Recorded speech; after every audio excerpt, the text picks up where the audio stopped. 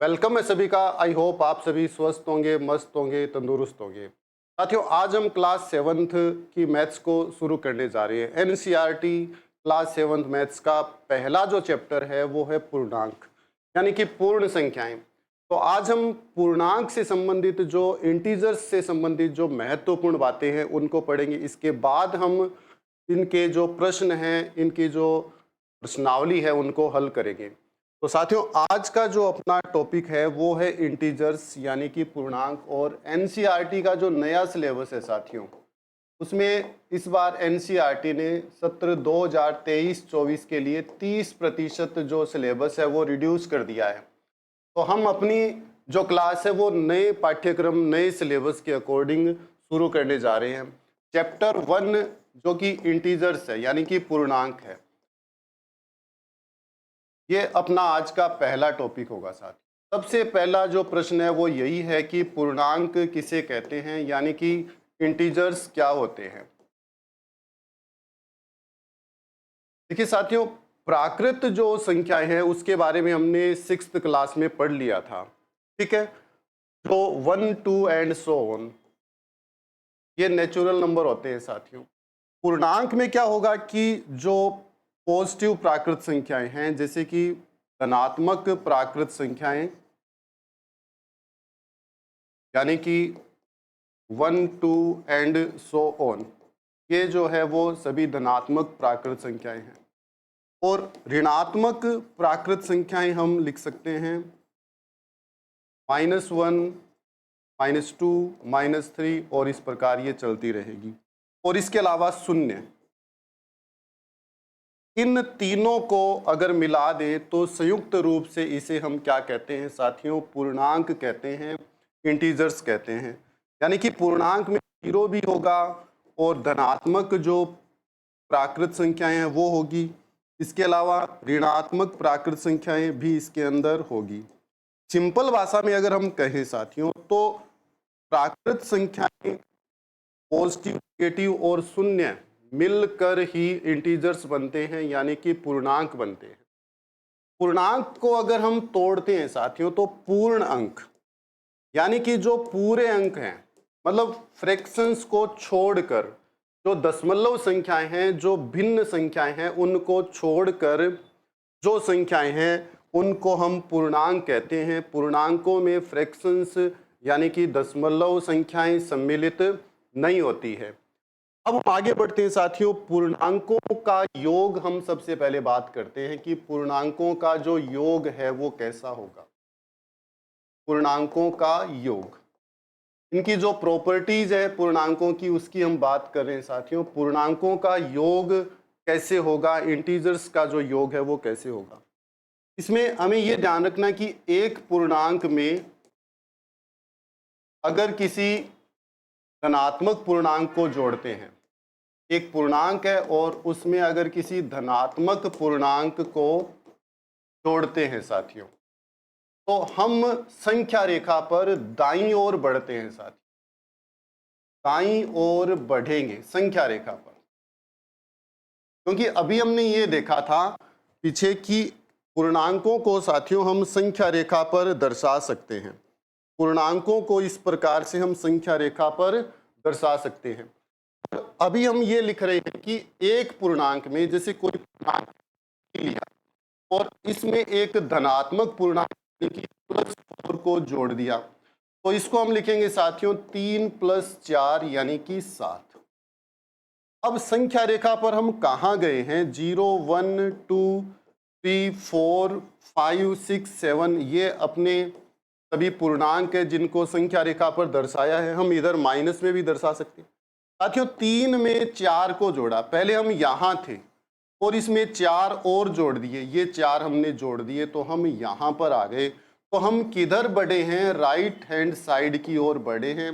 यही यहाँ पर लिखा गया है कि अगर हम किसी भी पूर्णांक में एक पॉजिटिव पूर्णांक को जोड़ते हैं तो हम राइट साइड में जाते हैं। इसके अलावा एक पूर्णांक में हम नेगेटिव यानी कि ऋणात्मक पूर्णांक को जोड़ते हैं साथियों। एक पूर्णांक में हम ऋणात्मक पूर्णांक को जोड़ते हैं। तो हम संख्या रेखा पर बाईं ओर बढ़ेंगे, मतलब लेफ्ट साइड की ओर बढ़ेंगे साथियों। जैसे हम एक एग्जाम्पल ले रहे हैं साथियों इसके लिए कि अपने पास एक पूर्णांक है जैसे कि 4 है, और इसमें हमने एक ऋणात्मक पूर्णांक यानी कि -2। तो इसको हम ऐसे लिखेंगे साथियों 4 - 2 यानी कि 2 आ गया। हम कहां पर थे साथियों? 4 पर थे, यहां पर थे, ठीक है। और -2 मतलब इधर हमने -2 जोड़ा, मतलब इधर आए हम, ठीक है। -2 जोड़ने का मतलब 4 में से 2 को घटा दिया, कम कर दिया, यानी कि हम अब यहां पर आ गए। 4 से हम इधर आ चुके हैं, इसका मतलब हम संख्या रेखा पर किधर आए हैं? बाईं ओर आए हैं। इसके अलावा साथियों ये ध्यान रखना है कि पूर्णांकों का योग क्रम विनिमय होता है। पूर्णांकों का योग क्रम विनिमय होता है साथियों।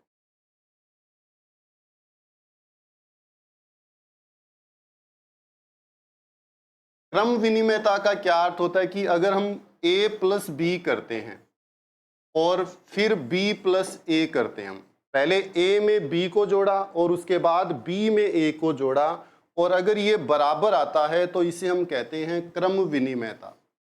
एक एग्जाम्पल लेते हैं इसका साथियों कि 3 में हमने 4 को जोड़ा, रिजल्ट आ गया 7। अब हम 4 में 3 को जोड़ते हैं तब भी अपना रिजल्ट क्या आता है? 7 ही आता है। यानी कि 3 + 4 और 4 + 3 कैसे होते हैं? बराबर होते हैं। यानी कि जो पूर्णांकों में क्रम विनिमयता का नियम है वो लागू होता है। इसके बाद हम बात करते हैं कि पूर्णांकों में साहचर्यता का नियम लागू होता है। साहचर्यता का नियम लागू होता है। इसका क्या अर्थ हुआ साथियों कि अगर अपने पास 3 पूर्णांक ए, बी और सी, ठीक है, तो हम क्या करते हैं? के साथ b + c को जोड़ते हैं, मतलब a अलग है और यहां हमने b + c को जोड़ा। इसका अर्थ ये हुआ कि पहले हम a लेंगे एक, और इसमें b + c, इन दोनों को जोड़कर b और c को जोड़कर a में जोड़ेंगे। अब अगर हम ऐसा करते हैं कि a + b और c, मतलब a में b + c जोड़ा और a + b में c को जोड़ा, अगर ये बराबर होता है तो इसे कहते हैं साहचर्यता कहते हैं। इसका एक एग्जाम्पल लेते हैं हम। जैसे हमने लिया 3 संख्याएं अपने पास, 2, 3 और 4। तो इस तरीके से अगर हम लिखना चाहें तो 2 + 3 और +4 यानी कि ये हो गया 2 + 7 यानी कि ये 9 आ गया। और इस तरीके से अगर हम लिखना चाहें तो 2 + 3 और +4 करेंगे, इसका मतलब 5 + 4 यानी कि 9 हो गया। यानी कि इस प्रकार से जोड़ें 3 पूर्णांकों को या इस प्रकार से जोड़ें, दोनों बार रिजल्ट अगर सेम आता है तो इसका मतलब हुआ कि पूर्णांकों में साहचर्यता का जो नियम है वो लागू होता है। अब हम बात करते हैं कि पूर्णांकों में जो घटाव है, पूर्णांकों का घटाव पढ़ते हैं हम साथ।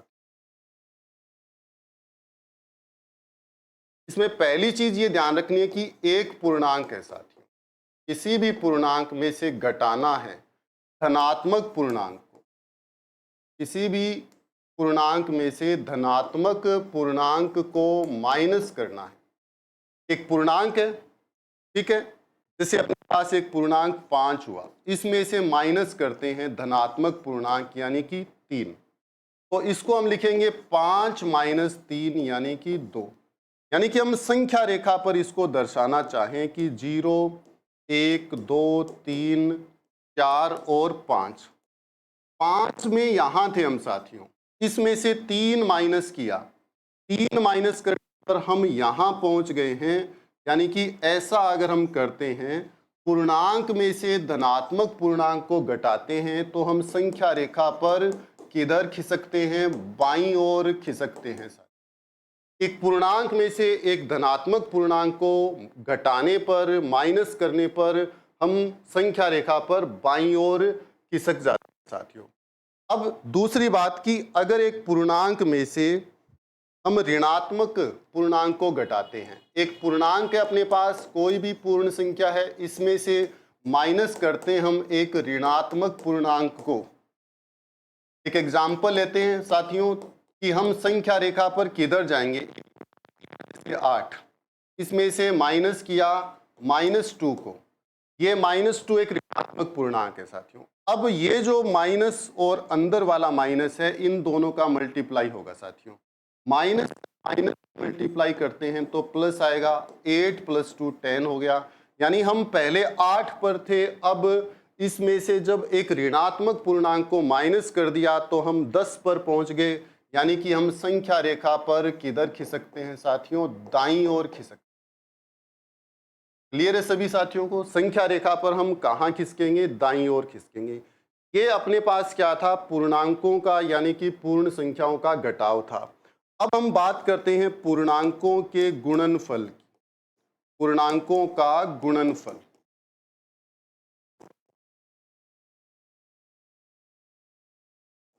ठीक है साथियों, इसमें पहली जो चीज है ध्यान रखनी है कि एक धनात्मक पूर्णांक है, इसको मैं ऐसे लिखता हूं पॉजिटिव, प्लस वीई का मतलब है धनात्मक पूर्णांक। एक धनात्मक पूर्णांक को हम मल्टीप्लाई करते हैं किससे, एक धनात्मक ही पूर्णांक से। धनात्मक पूर्णांक को मल्टीप्लाई किया एक धनात्मक पूर्णांक से तो अपने पास एक धनात्मक पूर्णांक ही आएगा। ऐसे अगर हम +5 को मल्टीप्लाई करते हैं +3 से तो अपने पास रिजल्ट आएगा +15। यानी कि ये धनात्मक पूर्णांक है, इसको मल्टीप्लाई धनात्मक से तो आपके पास जो रिजल्ट आया वो भी कैसा होगा, धनात्मक होगा साथियों।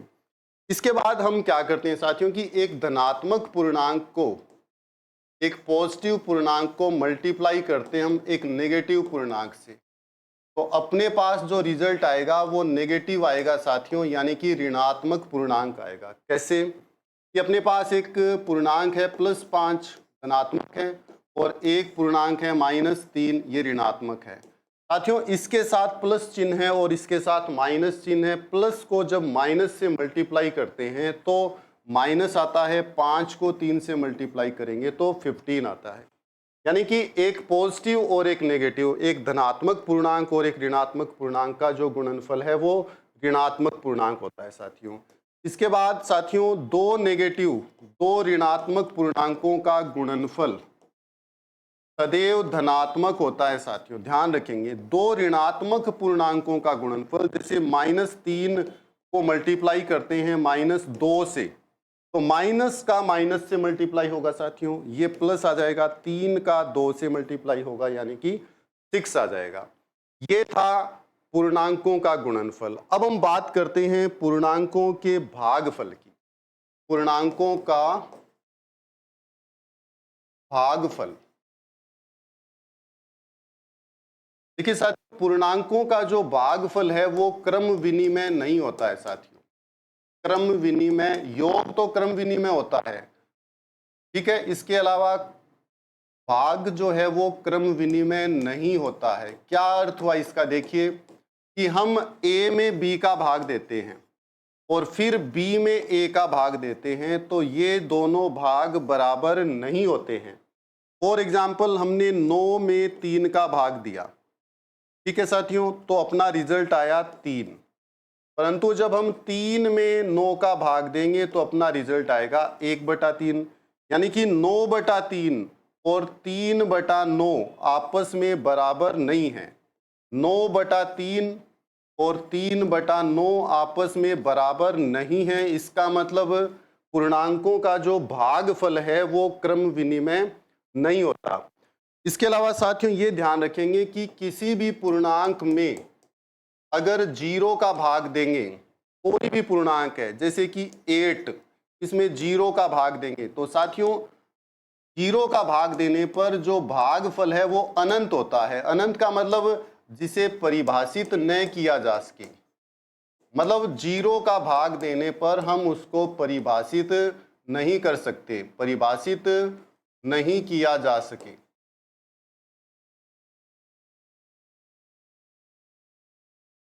अगर किसी भी पूर्णांक में 0 का भाग देंगे तो भागफल जो आएगा वो अनंत आएगा। अनंत को हम इस प्रकार के सिंबल से लिखेंगे साथियों, ये अनंत का प्रतीक है।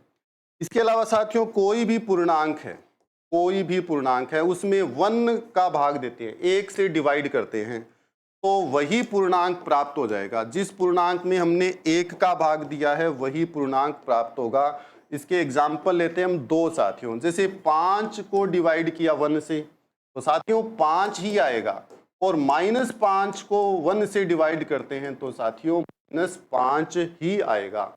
ये पूर्णांकों का भागफल था साथियों।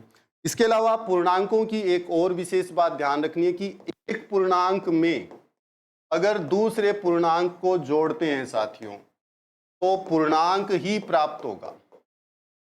जैसे 2 में 3 को जोड़ा तो 5 मिलेगा। 2 एक पूर्णांक है, 3 भी पूर्णांक है, जो हल आया, सॉल्यूशन आया 5, वो भी क्या है, एक पूर्णांक है। साथियों पूर्णांक में से पूर्णांक हटाएंगे तो भी एक पूर्णांक ही प्राप्त होगा साथियों।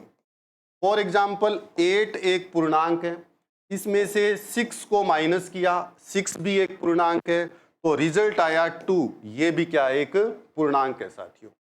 अब हम बात करते हैं साथियों तत्समक की, कि तत्समक क्या होता है। साथियों तत्समक 2 प्रकार के होते हैं। एक होता है योज्य तत्समक, योज्य तत्समक, और एक होता है गुणन तत्समक। ये 2 प्रकार के तत्समक होते हैं साथियों। योज्य तत्समक क्या होगा? योज्य तत्समक क्या होगा? अपने पास कोई पूर्णांक है साथियों, कोई भी पूर्णांक है, उसमें कितना जोड़ें, किसी पूर्णांक में क्या जोड़ें कि शून्य आ जाए, किसी पूर्णांक में कितना जोड़ें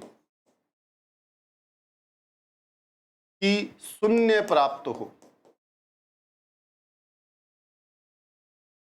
उसे हम क्या बोलेंगे, योज्य तत्समक बोलेंगे। जैसे अपने पास 6 है, एक पूर्णांक है साथियों 6, इसमें कितना जोड़ें कि 0 आ जाए साथियों। 6 है अपने पास तो इसमें जोड़ दीजिए -6 को।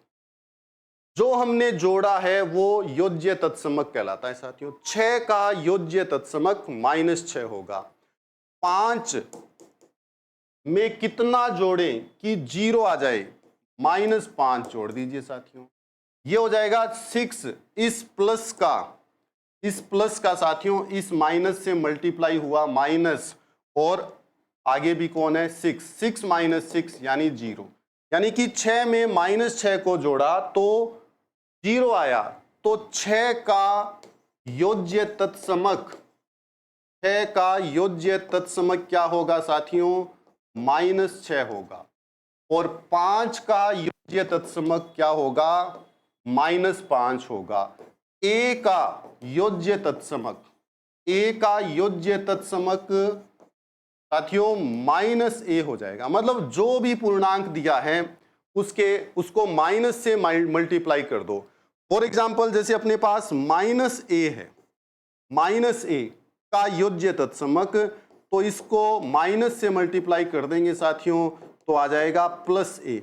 यानी कि अपने पास अगर पूर्णांक पॉजिटिव है, धनात्मक है, तो उसका योज्य तत्समक माइनस होगा, और अगर अपने पास जो पूर्णांक है माइनस में है तो उसका योज्य तत्समक प्लस में होगा।